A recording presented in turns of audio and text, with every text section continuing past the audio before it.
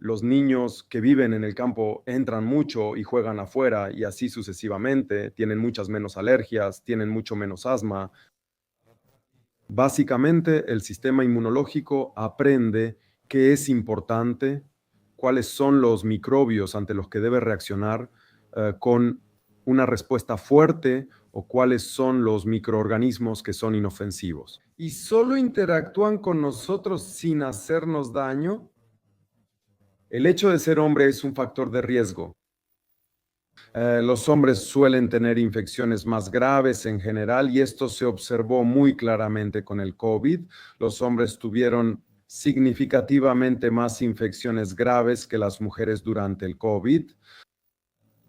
Si podemos ver lo que pasó con el COVID desde el punto de vista científico, qué increíblemente rápido se desarrollaron las vacunas, se desarrollaron medicamentos antivirales y se desarrollaron formas de medicamentos inmunomoduladores para reequilibrar el sistema inmunológico a una velocidad tan increíble que nunca antes había sucedido en 3 o 4 años.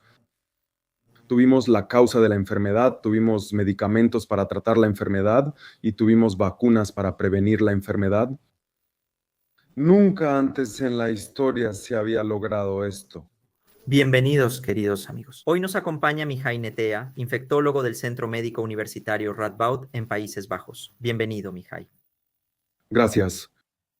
Mihai Netea, nuestra invitada de hoy, es médica, profesora e investigadora.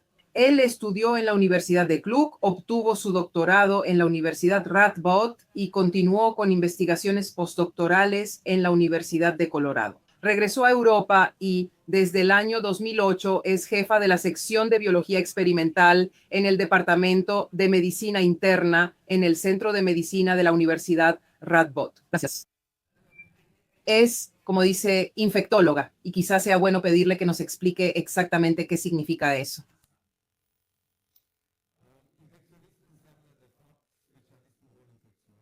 No olviden dar like, dejar sus redes sociales. YouTube hace que los videos sean más visibles. No olviden dejar un comentario y compartir en otras redes que se vean hasta el final.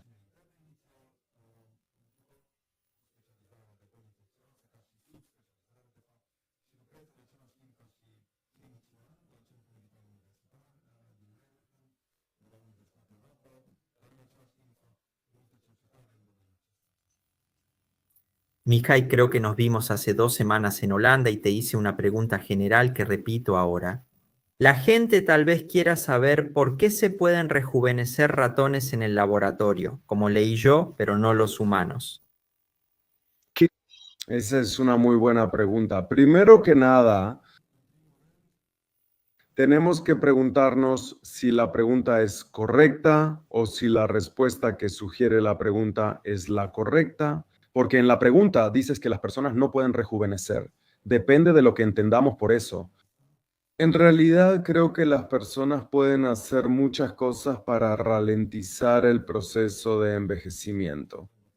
Quizá no es tanto de, digamos, espectacular como en una película de ciencia ficción o en un libro bien escrito, pero de hecho hay muchas cosas que podemos hacer que pueden llevar a detener este proceso. Entonces, al mismo tiempo, podemos aumentar significativamente la duración de la vida y la calidad de vida, incluso en los humanos, en mi opinión. Por supuesto, en ratones es mucho más fácil. ¿Por qué? ¿Por qué? Por varias razones. En primer lugar, el ratón tiene una vida mucho más corta, así que nos resulta mucho más fácil hacer investigaciones y probar repetidamente diferentes métodos farmacológicos, genéticos, nutricionales y así sucesivamente que aumenten la duración de la vida. Y podemos hacer un estudio mucho más fácil que nos muestre al mismo tiempo que esta intervención tuvo éxito. Para dar un ejemplo, en ratones es relativamente fácil poner 20 ratones en una jaula y 20 ratones en otra jaula. Y en la jaula en la que intervenimos farmacológicamente con una cierta dieta o algo así, mostrar que esa jaula de ratones, después de 2 años, no vive 2 años, sino que vive 2 años y medio, digamos. ¿Cuál es la esperanza de vida promedio de un ratón?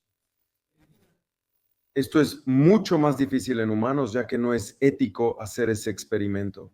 Obligar a las personas a seguir una dieta específica o no. Desde ese punto de vista, será más difícil demostrar que esa dieta o intervención farmacológica tiene el mismo efecto. Eso no significa que en realidad no lo tenga. Sería posible si éticamente pudiéramos hacer este experimento y lo imagináramos como si lo realizáramos. Y esperamos, digamos, 80 años podría ser perfectamente posible que en la habitación o en la casa en la que viven, las personas en las que intervenimos con cierta dieta no viven 80, sino que viven 90 años, digamos así. Entonces, una de las mayores dificultades para obtener un resultado en las personas no necesariamente viene del hecho de que esa intervención no funcione en las personas, sino de demostrar que de hecho tiene un efecto. Para dar un ejemplo muy simple, un experimento así lo podemos hacer muy fácilmente. Tomamos una jaula de ratones, por ejemplo, en la que imitamos una ciudad extremadamente contaminada, como lo fueron antes nuestras ciudades y como lamentablemente todavía lo son ciertas ciudades en partes del mundo. En una ciudad como Nueva Delhi o Mumbai, en la India, por ejemplo, hay una contaminación extremadamente alta, al igual que las ciudades europeas hace 60 o 70 años o las de Rumania hace 30 o 40 años. Bueno, si los ratones se ven obligados a vivir en esa jaula llena de humo, prácticamente, porque a veces se hacen este tipo de estudios, es muy fácil observar que esa jaula tiene una supervivencia más corta. Y si tomamos el aire y lo hacemos aire limpio, ¿vivirán los ratones más tiempo? Lo mismo sucede muy fácilmente con las personas, solo que tienes que esperar más y hacer estos estudios epidemiológicos mucho más amplios. En el mismo Entonces, podemos demostrar en humanos que una intervención, la purificación de la atmósfera, digamos, esa intervención, tiene un efecto beneficioso sobre la longevidad. Y al mismo tiempo podemos imaginar que ciertas intervenciones que podemos hacer ahora con una dieta saludable o con alguna intervención farmacológica, incluso eso probablemente se podrá hacer en el futuro, puede tener un efecto.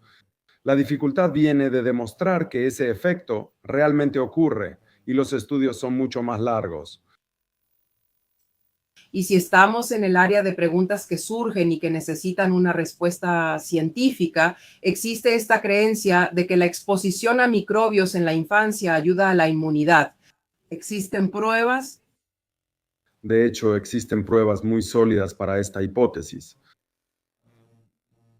Bien, modelos experimentales también en animales. Los animales que no están expuestos en el periodo inicial de la vida son mucho más susceptibles a diferentes infecciones, pero también a enfermedades autoinmunes o enfermedades alérgicas. Lo mismo se ha demostrado prácticamente también en los niños. Por ejemplo, los niños que viven en el campo, en una granja y así sucesivamente, o que pasan mucho tiempo y juegan afuera y así sucesivamente, tienen muchas menos alergias, tienen mucho menos asma. Básicamente, el sistema inmunológico aprende qué es importante, cuáles son los microbios ante los que debe reaccionar con una respuesta fuerte, o cuáles son los microorganismos que son inocentes, por decirlo así, y solo interactúan con nosotros sin hacernos ningún daño. Al mismo tiempo, también aprende a defenderse mucho más fuerte contra los microorganismos patógenos, es decir, aquellos que pueden causar infecciones graves. Entonces, definitivamente, la exposición equilibrada no significa que cualquier infección que les dé a los niños sea buena, porque también hay infecciones. Sí, puede ser muy buena para quienes sobreviven, pero cualquier infección grave puede llevar a la muerte de un niño. Entonces pensemos así, por ejemplo, en el sarampión. Mucha gente diría, bueno, ¿por qué tengo que vacunar a mi hijo? ¿Acaso si pasa por la infección, su sistema inmunológico no se vuelve más fuerte? y entonces es mejor que pase por la infección. Normalmente esto es cierto para el 95, quizá el 99% de los niños. Para el 99% de los niños es cierto, pero el 1% puede morir por esto. Y la pregunta es, ¿podemos aceptar esto mientras podamos proteger y evitar que esos niños mueran por esta causa?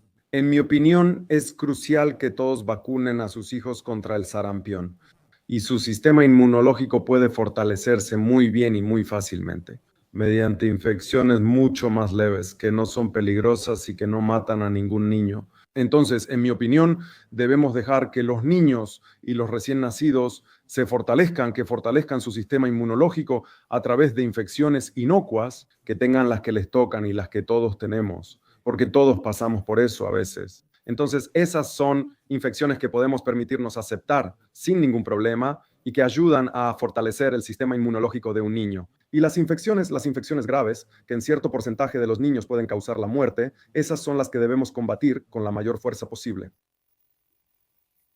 ¿Por qué algunas personas tienen COVID leve y otras requieren terapia intensiva? Aquí no hay una sola respuesta. Hay varias causas que llevan a esto. Una de las causas más simples, aunque probablemente no nos referimos a esa, es cuando hay personas que tienen un sistema inmunológico muy debilitado, ¿no? Por diferentes razones. ¿No? Por ejemplo, tienen una enfermedad grave o están en tratamiento para una enfermedad grave. Y ahí está claro, en el momento en que el sistema inmunológico está debilitado, por ejemplo, alguien que recibe quimioterapia debido a un cáncer, su sistema inmunológico está muy bajo. Es normal que todas las infecciones que tenga sean más graves. Entonces, esa es una causa que es fácil de entender y fácil de observar de inmediato. Por otro lado, sin embargo, también hay personas absolutamente sanas que están, digamos así, sin ningún tipo de problema y aún así tienen enfermedades muy graves. Aquí hay algunas causas que podemos explicar. Por ejemplo, una de las más simples y uno de los factores de riesgo más conocidos es ser hombre. Los hombres suelen tener infecciones más graves en general y esto se observó muy claramente con el COVID. Los hombres tuvieron significativamente más infecciones graves que las mujeres durante el COVID. ¿Por qué sucede esto? La explicación es muy simple y muy lógica. Es el hecho, debido a que genéticamente somos diferentes y las mujeres tienen. Entonces, la diferencia entre hombres y mujeres está a nivel de los cromosomas. Los cromosomas son los corpúsculos en el núcleo celular, donde se encuentra nuestro ácido desoxirribonucleico. En general, tenemos 23 tipos de cromosomas que son iguales en hombres y mujeres. Además de eso, tenemos 2 tipos de cromosomas en los que son diferentes.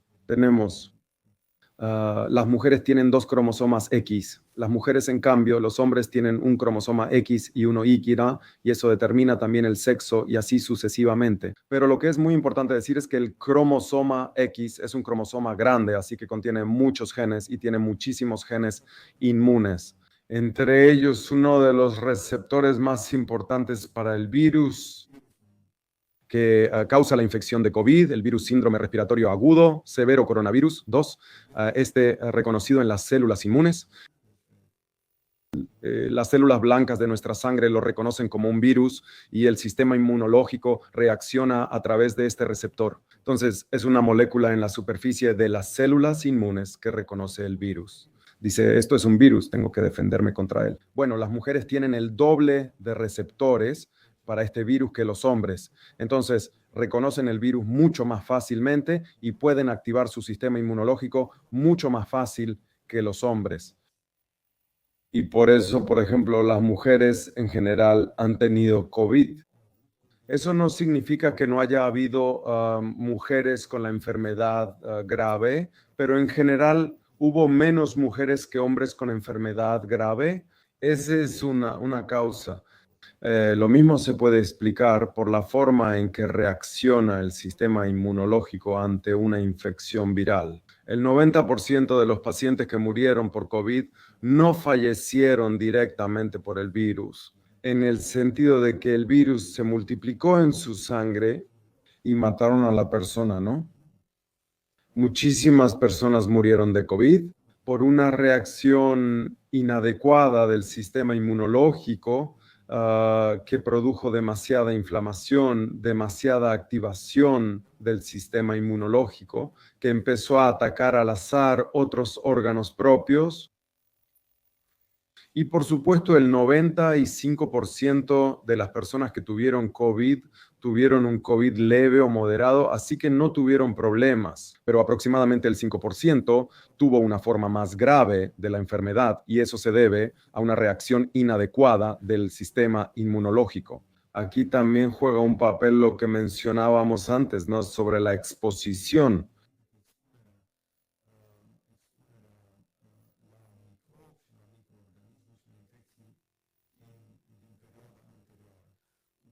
Alguien que vivió más en la naturaleza y estuvo expuesto, por ejemplo, no solo a la naturaleza, sino también a ciertas infecciones, que contrajo infecciones leves de los demás.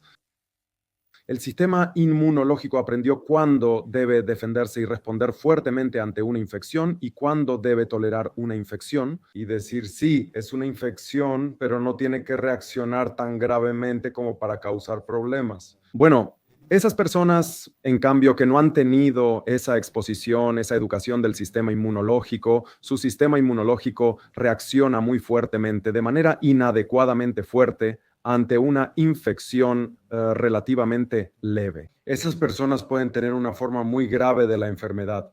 Por ejemplo, por así decirlo, ¿por qué es necesario, sin embargo, mantener un equilibrio en todo nuestro comportamiento y cambiarlo cuando sea necesario? Por ejemplo, durante el COVID se usaron mascarillas para no contagiarnos unos a otros, lo cual fue muy normal y muy adecuado para ese momento. En este momento, por ejemplo, a veces veo cuando camino por la calle, y es raro, no es frecuente, pero todavía veo a algunos en el auto. Aún veo personas que usan mascarilla porque piensan, es mejor no contagiarme. Eso no es saludable en este momento cuando ya no hay una infección grave circulando en la población. Aislarnos microbiológicamente del resto de la población es inadecuado, porque en ese momento nuestro sistema inmunológico ya no sabe cómo debe reaccionar ante una infección leve y reacciona de manera extremadamente fuerte ante una infección leve. Eso no está bien.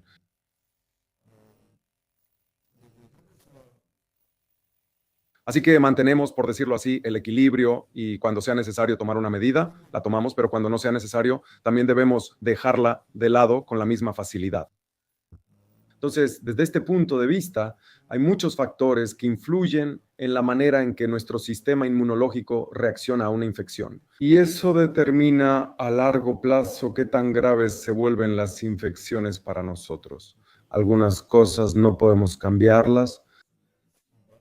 Por ejemplo, el hecho de que tenemos cierta carga genética, como tener más o menos receptores para un virus en particular.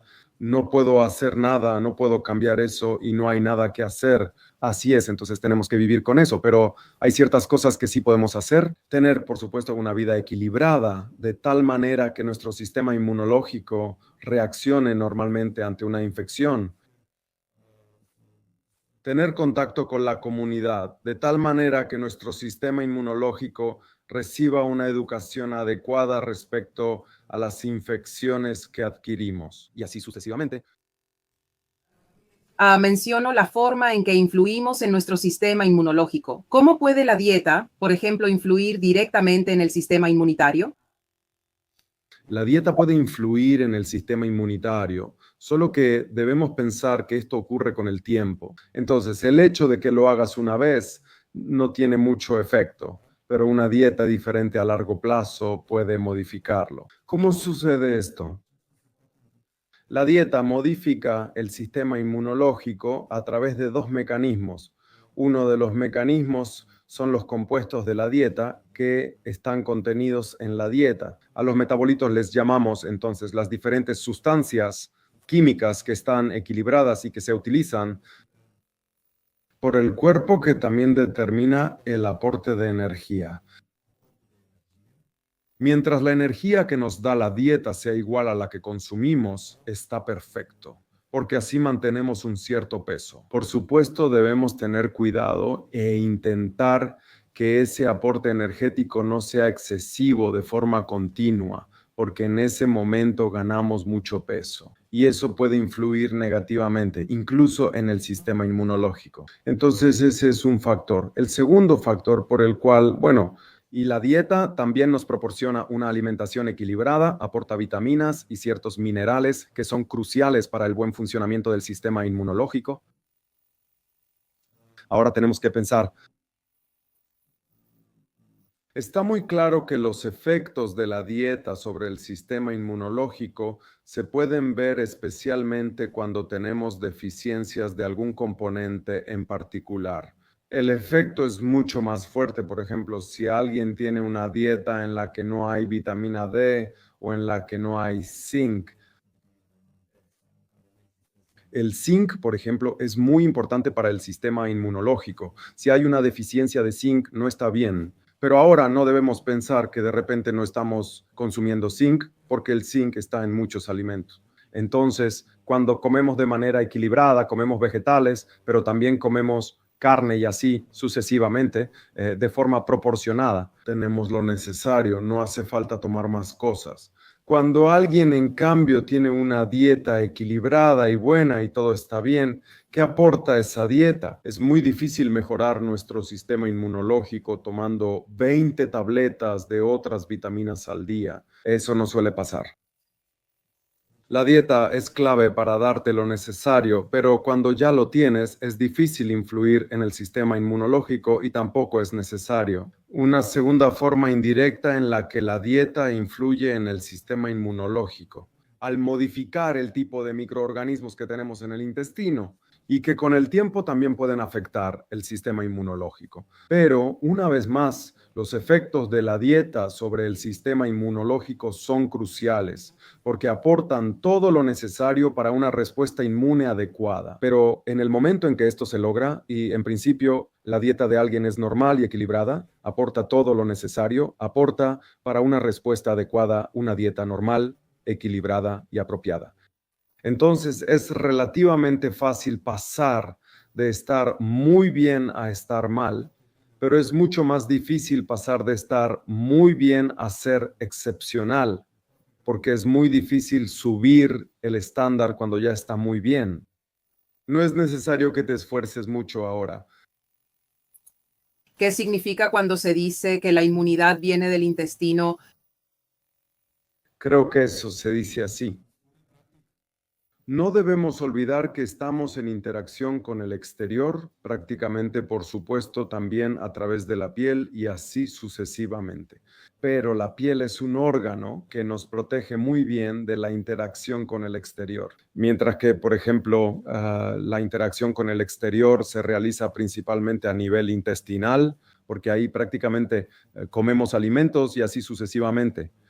Incluso ingerimos microorganismos a través de la comida, porque hay microorganismos inocuos, por así decirlo, que están ahí todo el tiempo. La comida no es ni debe ser estéril. Entonces, interactuamos con el exterior, especialmente a nivel intestinal, lo que hace que el órgano con más células inmunes, con más glóbulos blancos en el cuerpo, sea prácticamente el intestino. No la sangre, sino el intestino. Y por eso existe una interacción continua entre el sistema inmunológico y los microorganismos que tenemos en el intestino. Y la comida, el agua y todos los líquidos que encontramos y el sistema intestinal. Entonces, el sistema inmunológico que está a nivel intestinal y está hecho, por un lado, para protegernos a través del intestino. Nosotros absorbemos la comida, pero no debemos infectarnos. Por un lado, y por otro lado, debemos tolerar los microorganismos que están en nuestro intestino. Entonces, desde este punto de vista, el intestino es el órgano inmunitario crucial en el organismo, junto, por supuesto, con otros órganos inmunitarios cruciales como la médula ósea, el vaso, los ganglios linfáticos y así sucesivamente. Porque en el momento en que existe esta necesidad de ofrecerle al organismo zinc, llamado zinc, por ejemplo, ¿por qué no es mejor tomar pastillas para la inmunidad, tomar suplementos o hacer desintoxicaciones? En mi opinión, no es necesario, porque si tenemos una dieta equilibrada en la que tenemos todos los componentes necesarios, empezando por los carbohidratos, lípidos, los alimentos básicos, verduras, frutas y así sucesivamente, carne que aporta hierro, incluso zinc y así sucesivamente. Una dieta equilibrada nos da todo lo que necesitamos. Es mucho más sabroso entre nosotros que tomar pastillas, en mi opinión. Desde el punto de vista teórico, alguien puede vivir muy bien haciendo una infusión todos los días, con carbohidratos, proteínas y grasas y así sucesivamente. Y al mismo tiempo tomar algunas tabletas de vitaminas y listo. Yo digo que es mejor comer, es mucho más agradable. Y además de eso, por supuesto, ni ocurre la interacción a nivel intestinal, incluso con el volumen de comida que consumimos. También tiene algunos efectos sobre ciertas hormonas intestinales que se liberan y que logran el equilibrio endocrino de la corporación. Entonces la reparación, mientras podamos hacerlo, a veces simplemente en la dieta faltan ciertos componentes, por ejemplo, en ciertas regiones geográficas donde falta el yodo en el agua, por ejemplo, y el yodo en las rocas. Porque al final de cuentas, si hay yodo en la corteza terrestre y el agua pasa por ahí, lo tomas a través del agua y todo está bien. Pero hay ciertas regiones pobres en yodo que existían incluso en Rumania. Había ciertas regiones donde había una deficiencia de yodo y en ese momento la gente tenía bocio. La tiroides no tenía suficiente. El yodo es crucial para la formación de las hormonas tiroideas y la tiroides se hipertrofiaba al intentar producir todo lo necesario. En el momento en que se introdujo la sal yodada, por ejemplo, o el yodo se agregó al pan, ya no vemos lo que se veía hace 70, 80 o 100 años cuando ciertas regiones la gente tenía bocio y era, por ejemplo, si es necesario tenemos que hacer esto, pero tampoco debemos exagerar. Y no siempre ocurre así. Además, es aún mejor. Siempre se necesita cierto equilibrio y nuestro sistema está hecho para que en principio tomemos todo lo que necesitamos y eliminemos lo que sobra. En cambio, si damos demasiado, incluso puedes intoxicarte con ciertas vitaminas o con flores, por ejemplo, puedes intoxicarte por exceso de flores, lo cual es crucial, por ejemplo, para los dientes. Si nos cepillamos los dientes y así sucesivamente es crucial. Pero si, por ejemplo, tomas continuamente tabletas con flores y así sucesivamente, tiene un efecto bien conocido sobre la inteligencia, disminuye el coeficiente intelectual en algunos puntos. Eso no quiere decir que dejemos de cepillarnos los dientes, solo debemos ser equilibrados. Pero el exceso de algo no es necesariamente bueno. ¿Es malo tomar seguido antibióticos? ¿Afectan la inmunidad? Si es necesario, los antibióticos son cruciales, porque si se trata de una infección bacteriana que puede matar personas, por ejemplo, la neumonía, si no tomamos antibióticos, en la neumonía la mortalidad es del 30%. Es muy sencillo. Entonces, la cuenta es muy sencilla. ¿Quieres tener una probabilidad de 1 en 3 de morir o no? Entonces tienes que tomar antibióticos. Entonces, los antibióticos tomados en el momento adecuado son cruciales. Antibióticos usados sin necesidad. A largo plazo pueden tener efectos negativos porque, por ejemplo, afectan a los microorganismos beneficiosos que tenemos en el intestino, por ejemplo. En efecto, en ese momento ya no podemos procesar ciertos alimentos, ya no podemos absorber ciertos productos y así sucesivamente. Entonces, al mismo tiempo, creamos resistencia a los antibióticos y cuando tenemos una verdadera infección, ya no podemos tratarla normalmente con los antibióticos que tenemos. Así que debemos tomar los antibióticos cuando es necesario y no abusar de ellos ni tomarlos cuando no es necesario. ¿Es cierto que el estado psicológico puede tener un efecto sobre el sistema inmunológico?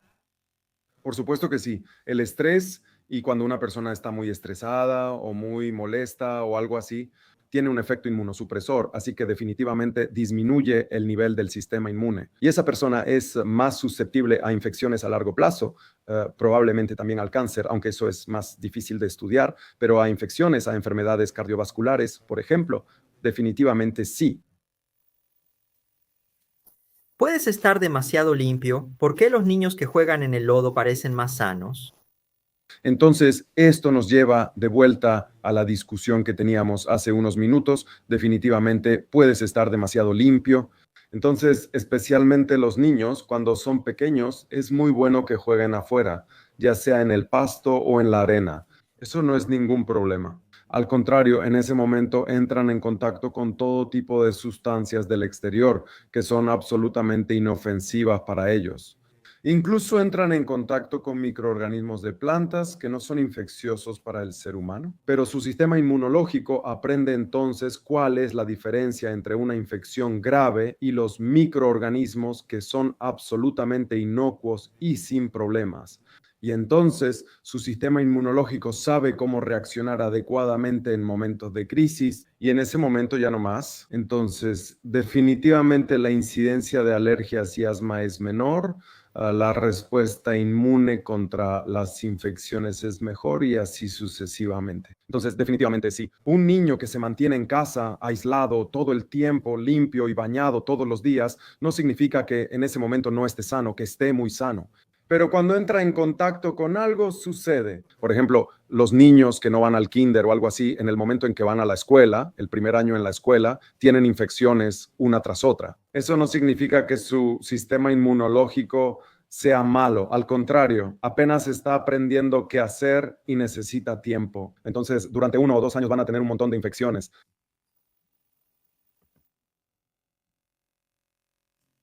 Me gustaría preguntarte, porque ya nos estamos acercando al final, y si puedes decirnos en tu campo de investigación, ¿cuáles son las novedades que podemos esperar? Si hay algo que está sucediendo o que está por suceder que te hace decir eso. Vale la pena contarlo. Están pasando muchísimas cosas, así que la gente, ¿cómo decirlo? Por ejemplo, por ejemplo, durante el COVID, para dar el ejemplo del COVID, porque eso fue lo más presente, digamos, tanto en los medios como en la atención de la gente y así sucesivamente.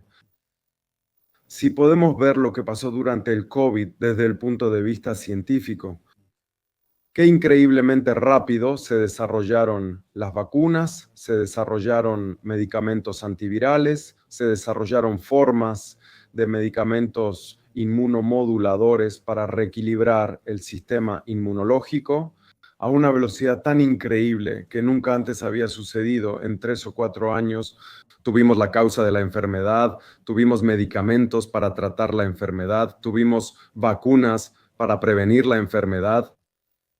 Nunca antes en la historia se había logrado esto. Eso puede demostrar lo que significa involucrarse.